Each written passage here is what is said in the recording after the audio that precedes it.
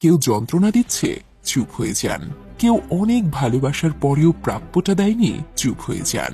কোনো মানুষ আপনাকে অপমান করেছে, চুপ হয়ে যান। কেউ ঠকিয়ে গেছে, চুপ হয়ে যান। কেউ আপনাকে নিয়ে তুমুল মিথ্যে দোষারোপ করছে, চুপ হয়ে যান। কেউ বিশ্বাসঘাতকতা করেছে, চুপ হয়ে যান। এমন নীরব হয়ে যান যে মানুষগুলো যেন আর কখনোই আপনার শব্দ কিংবা ছায়া না দেখে।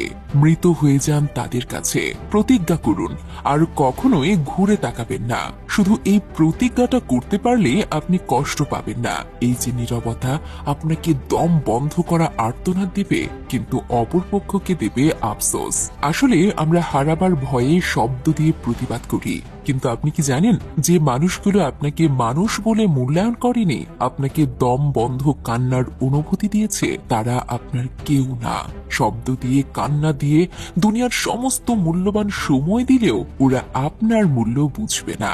তাই নিজের স্বার্থে বাঁচুন, নিজেকে ভালোবাসুন। আপনার একজন সৃষ্টিকর্তা আছে। সকল দুঃখ, কষ্ট, চাওয়া পাওয়ার কথা সৃষ্টিকর্তাকে বলুন, তিনি সব কিছুর সমাধান করে দেবেন।